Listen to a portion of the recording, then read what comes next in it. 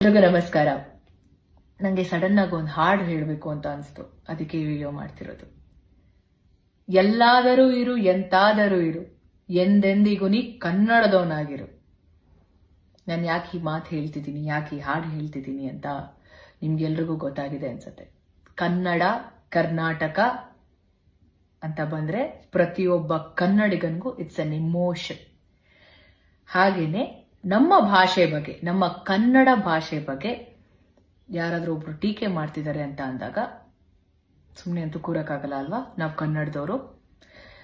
ನಾವು ಕನ್ನಡದವರು ಎಂತ ವಿಶಾಲ ಹೃದಯದವ್ರು ಅಂದ್ರೆ, ಪ್ರತಿ ಭಾಷೆ ಸಿನಿಮಾನ ನೋಡ್ತೀವಿ, ಪ್ರತಿ ಭಾಷೆ ಸಿನಿಮಾ ಹಾಡುಗಳನ್ನ ಕೇಳ್ತೀವಿ, ಆರ್ಟಿಸ್ಟ್ಗಳನ್ನ ಎಂಕರೇಜ್ ಮಾಡಿ ಸಪೋರ್ಟ್ ಮಾಡ್ತೀವಿ, ಟೆಕ್ನಿಷಿಯನ್ಸ್ನ ಸಪೋರ್ಟ್ ಮಾಡ್ತೀವಿ.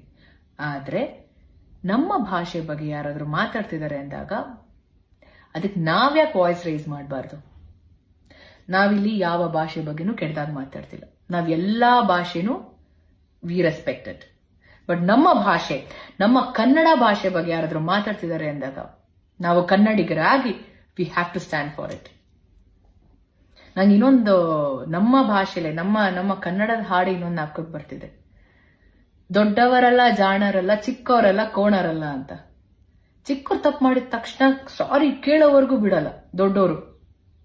ಆದ್ರೆ ದೊಡ್ಡವ್ರು ತಪ್ಪು ಮಾಡಿದ್ರೆ, ತಪ್ಪು ಮಾಡಾದ್ಮೇಲೆ ಕ್ಷಮೆ ಕೇಳೋದ್ರಲ್ಲಿ ಏನ್ ತಪ್ಪಿದೆ? ಕನ್ನಡನ ಸರಿಯಾಗಿ ಮಾತಾಡದೇ ಇರೋರ್ನ ನಾವು ಹೀಗಲ್ಲ ಹೀಗೆ ಕನ್ನಡ ಮಾತಾಡೋದು ಅಂತ ತಿಳಿಸ್ತೀವಲ್ಲ, ಕಲಿಸ್ತೀವಿ ಆಕ್ಚುಲಿ.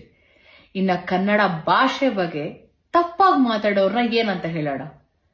ನವೆಂಬರ್ 1ನೇ ತಾರೀಕು ಕನ್ನಡ ರಾಜ್ಯೋತ್ಸವ ಸೆಲೆಬ್ರೇಟ್ ಮಾಡ್ತೀವಿ. ನಾವ್ ಎಲ್ರೂ ಸಹ, ಪ್ರತಿಯೊಬ್ಬ ಕನ್ನಡಿಗ ಅವರವರ ಸೋಷಿಯಲ್ ಮೀಡಿಯಾ ಪ್ಲಾಟ್ಫಾರ್ಮ್ ಅಲ್ಲಿ ಅವರವರ ಪ್ರೀತಿನ, ಅವರ ಅಭಿಮಾನನ ತುಂಬಾ ಚೆನ್ನಾಗಿ ವ್ಯಕ್ತಪಡಿಸ್ತೀವಿ. ಇವಾಗ ನಮ್ಮ ಭಾಷೆನ, ನಮ್ಮ ಭಾಷೆ ಮೇಲಿರುವಂತ ಪ್ರೀತಿ, ನಮ್ಮ ಭಾಷೆ ಮೇಲಿರುವಂತ ಗೌರವನ ನಾವು ತಿಳಿಸೋಣ. ಏನಂತೀರಾ? ನೀವಿನ್ನು ನಮ್ಮ ಚಾನೆಲ್ಗೆ ಸಬ್ಸ್ಕ್ರೈಬ್ ಆಗಿಲ್ಲವೆಂದರೆ ಕೂಡಲೇ ಸಬ್ಸ್ಕ್ರೈಬ್ ಆಗಿ. ಇದೇ ರೀತಿಯ ಹೆಚ್ಚಿನ ಮಾಹಿತಿ ಹಾಗೂ ಪ್ರತಿದಿನದ ಸುದ್ದಿಗಳಿಗಾಗಿ ಬೆಲ್ ಐಕಾನ್ ಕ್ಲಿಕ್ ಮಾಡೋದನ್ನು ಕೂಡ ಮರಿಬೇಡಿ.